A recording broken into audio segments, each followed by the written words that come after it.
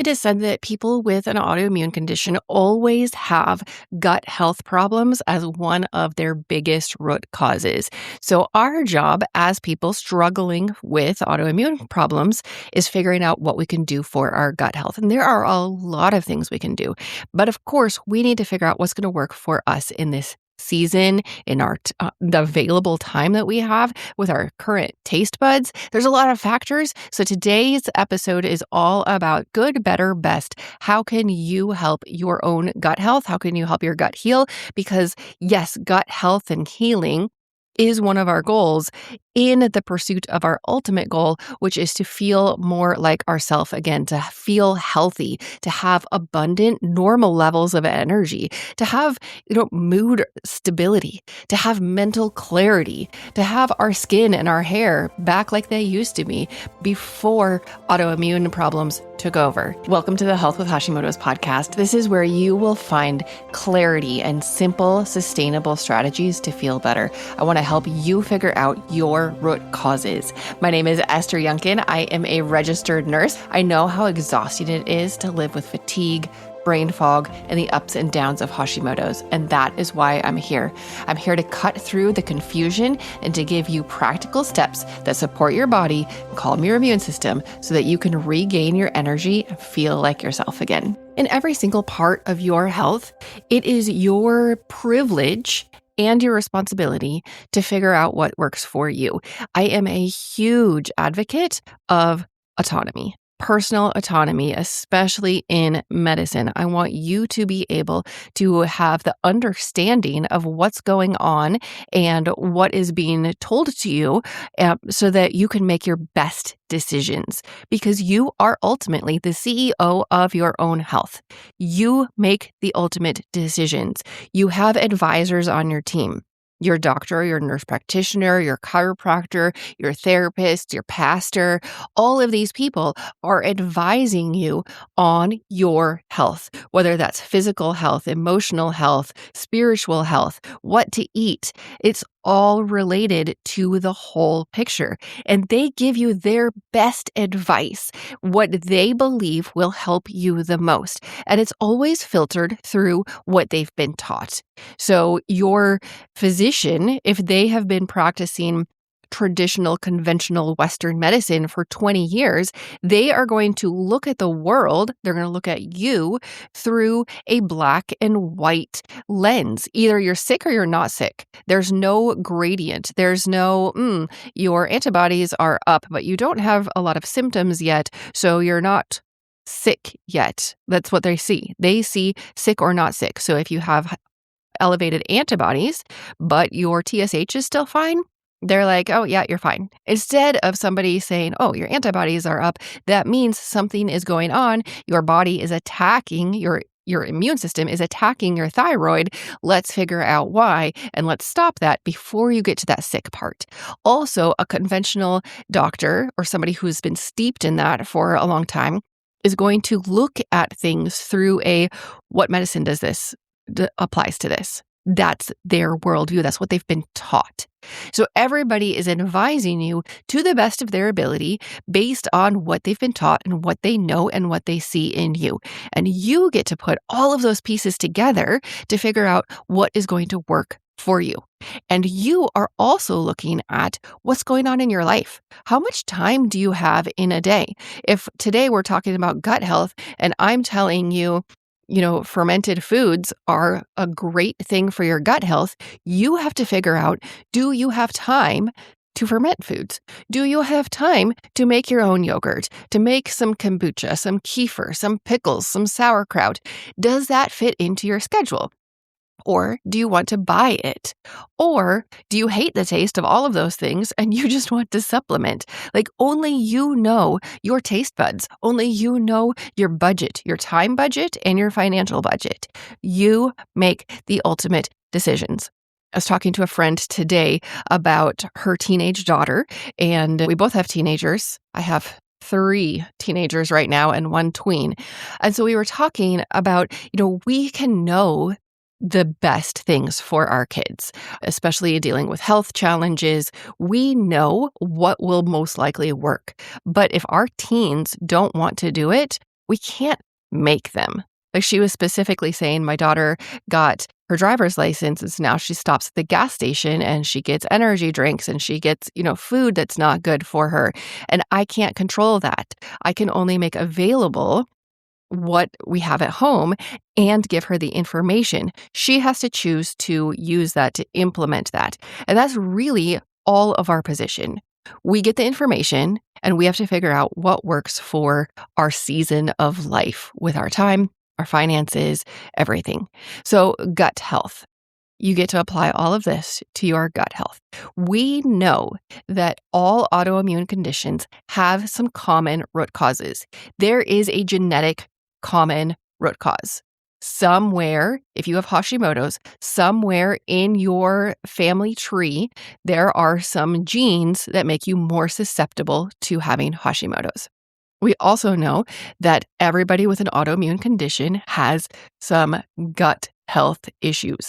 Typically, this is leaky gut combined with other things, like your microbiome being disrupted. That means like not enough of the good beneficial bacteria, or maybe too much, or maybe some of the bacteria that's supposed to be lower has migrated up. There's a lot of things that can be going on. So there's always a gut health component. And then there's always one or more triggers. And for a lot of people, that's a virus. It's stress, another huge one. Vitamin D levels is a huge one. There's a lot of different things. Oh, environmental toxins. It's another really big one, especially for thyroid, because your thyroid kind of acts like a magnet. It seems to attract and hold on to some toxins. And as I said in the last episode, there is one theory that's a pretty credible theory that says one of the reasons our immune system is attacking our thyroid is because it recognizes that there are toxins there and is trying to get it out. So back to gut health. You know it's an issue because you have Hashimoto's, so we can assume that. We don't have to do fancy testing. We can just say, I have Hashimoto's, so therefore I know that I need to work on my gut. I have been on this journey right along with you. I've kind of been taking you on the journey, for 180 something episodes. I started the podcast, I want to say maybe 6 months after I got my diagnosis. As an RN and as somebody who went back to school for holistic health education, it is my passion to figure out root causes and what's going on and to help people understand that and to help them take control and have that autonomy. So I started the podcast with that goal to help you figure things out. So I've been on this journey of gut health. And back when I started, let's go back to, childhood. I hated anything fermented. Now I can say that it was fermented. At that time, I didn't know what it was. I just knew that I hated yogurt. I didn't like pickles. I shuddered at the thought of sauerkraut. Anything fermented was an absolute no for me. As I got older, I still didn't really like it. Occasionally, I might try some yogurt, still hated it. And I was like, nope, not that again. Until, a couple of years later, and then I would try it again and repeat that cycle. It wasn't until maybe my 30s or 40s that I learned that fermented foods were really beneficial for my health. Up until that point, I just thought they were optional. They were something that some people liked, but they didn't really have a purpose. It was just, another option in the dairy aisle. But I didn't understand that yogurt was really healthy for my gut. I remember the first time I ever learned about probiotics. Right now, we feel like everybody knows about probiotics. They're so ubiquitous. They're everywhere. Marketing, like our Facebook feed, I don't know if you get targeted with those ads, but I feel like I see probiotics everywhere. But I vividly remember the health conference that I was at. And this was probably, 15 or 20 years ago. And they were talking about probiotics and they were selling some. And so I bought some, and I knew that I hated yogurt. So I was like, okay, I'm probably going to hate this probiotic, but they say it's good. And I was so weirded out the first time I tried them because I'm putting bacteria in my mouth. What is up with this? I was kind of a germ freak at that time. But nothing bad happened. It was actually kind of tasty. I described the taste to somebody as the taste that you get if you drink the milk when you're done eating cereal. It's like the cereal sweetened milk. That's how I described the probiotics. And now probiotics and fermented foods are a part of my every single day life. How about you? Are you to that point? Do you know the benefits of probiotics and also prebiotics? So let's go over the garden really quick. In this analogy, the garden is your gut, and you need healthy seeds. Because, of course, if you want an abundant harvest, you need to plant the right seeds. Well, the seeds in your garden, especially in your gut garden, those are the probiotics. Those are the seeds. And you can grow seeds in water. It will work. You can put a seed in a glass with a wet paper towel next to it, and you can grow a bean. I don't know how high, but every elementary school kid has done that as an experiment. You put some bean seeds in between a glass and a wet paper towel, and you watch them sprout and grow. You don't need soil, but to have the best abundant harvest, you need good soil. The soil in this gut garden that we're talking about is the prebiotics. So prebiotics are found in foods, and it's a lot of fiber. It's the things that the probiotics need to grow healthy, to have an abundant harvest. It's the things that the probiotics eat. So we need prebiotics, that's our garden soil. We need probiotics, that's the seeds. And then there's also postbiotics, and postbiotics are kind of like the fertilizer. So not every garden and not every plant needs fertilizer all the time. If you've got really good soil and you've got really good seeds, you're probably good. But sometimes you need the fertilizer and it's beneficial.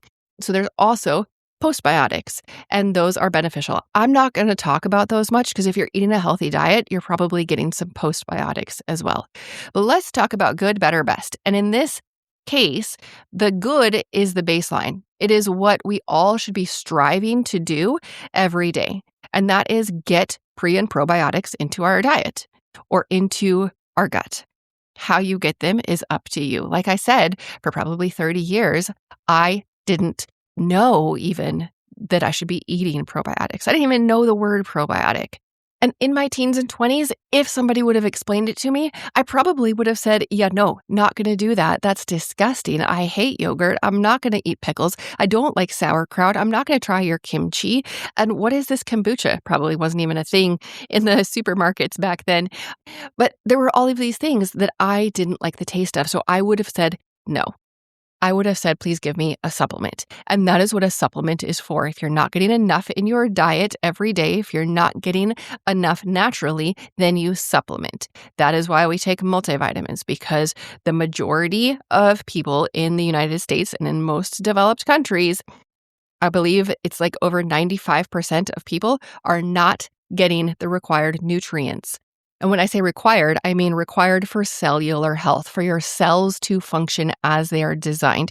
If you are not getting enough selenium, which I've talked about a couple times in the recent episodes, if you're not getting at least 200 micrograms a day, then your T4, the stuff that your thyroid produces, cannot convert to T3, the active form of thyroid that you need. Like if you're not getting enough selenium, that's just not going to happen. So if you're not getting it from your diet, then you need to supplement. Most of us need a multivitamin supplement because we are not getting what our cells need for health. Same thing with our gut garden. Most of us are not getting the pre and probiotics that we need. And some people also need digestive enzymes and they need postbiotics. Most people would feel better overall, if they supplemented. But let's go to the good. The good is the baseline, and that is getting probiotics and prebiotics into your diet every single day. I've already mentioned several different forms of pre and probiotics. So for me, my every single day, I try to get some sort of things. I have been making yogurt. My husband gave me a yogurt maker for Christmas. Back in, I think, maybe October or November, I read the book Super Gut. And I told him at that time, I'm going to put this on my Christmas list, but please let me know if you're not going to get me this yogurt maker because it's on sale right now. And if you're not going to get it for me, I'm just going to buy it right now. And he's like, okay, don't buy it for yourself. So I knew I was going to get it. So I got a yogurt maker. I can make yogurt and have made yogurt in my Instant Pot before.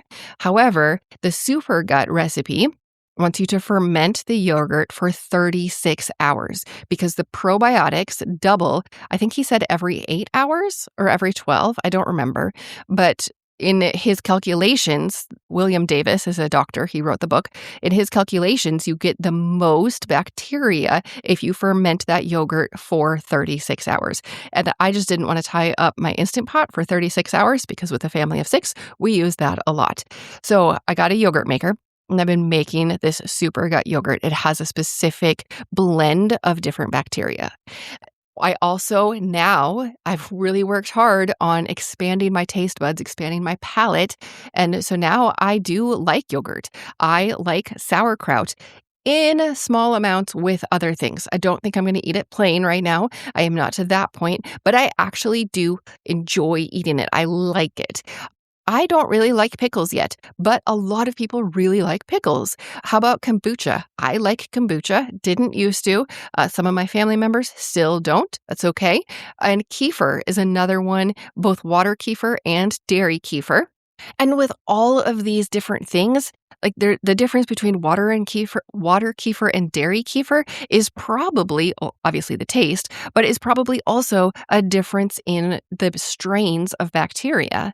So you can drink the dairy kefir, and that's going to give you some bacteria. You can drink the water kefir, and that's going to give you different stuff.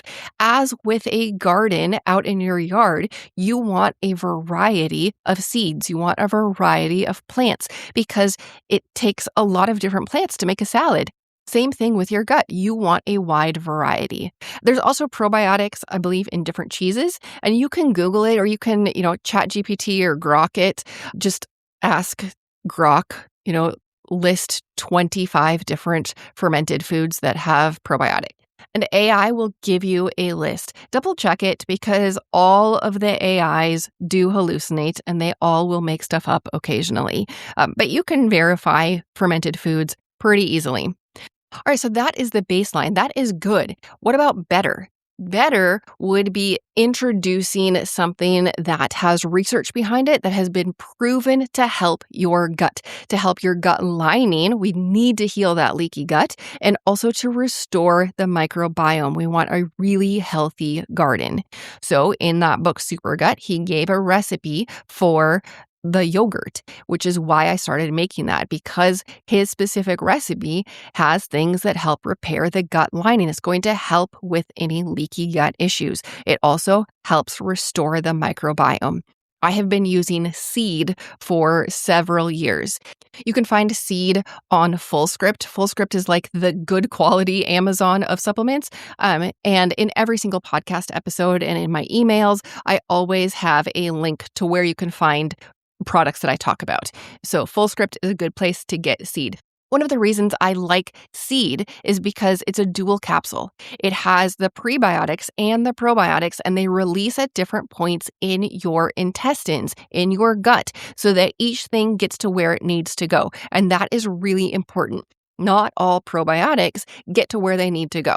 So that is the good and it is the better. The better would be putting a pre and probiotic together, getting ones that are scientifically sound, that have been researched, that say, this is actually going to help your gut. It's going to help your gut lining. It's going to help restore your microbiome. So I should say Seed also has a pediatric formulation. So their adult formulation is capsules and the recommended dose is 2 a day. And the pediatric one is a powder that you can mix into stuff. They also have a third probiotic, and this is not for your gut, but it's actually for your vaginal microbiome. Your skin has a microbiome and your vagina has a microbiome. So if you find yourself struggling with a lot of weirdness down there, including bacterial vaginosis, things like that, look into that option. And so I made it through good and I made it through better. We talked about some medical autonomy, and now we're almost up to 20 minutes. So I'm not going to get to talk about the best. I'm going to mention it quick and then we'll talk about it. We'll do a whole episode on the best. And the best is the Healthy Edge. You can get a sneak peek. I will have a link down in the show notes and it'll tell you all about the Healthy Edge and why it's better. I'll tell you about the probiotics, the prebiotics, the digestive enzymes, the different gut peptides. Some gut peptides. You've heard of GLP-1. I talked about GLP-2 the other day. There are gut peptides. The Healthy Edge I'm so excited about because, wow, it gives you such a good healthy gut garden, and it also helps with those peptides. It helps with so many things. It tells your body to produce what it's supposed to. I am in love with it. And of course, if you followed the podcast and me for a long time, you know that I don't fall in love with hype and with media. I don't fall in love with testimonials. They help. I fall in love with the science and the results. And the Healthy Edge is amazing. So check the link down in the show notes if you want a sneak peek. Otherwise, tune back in next week for the Health with Hashimoto's podcast.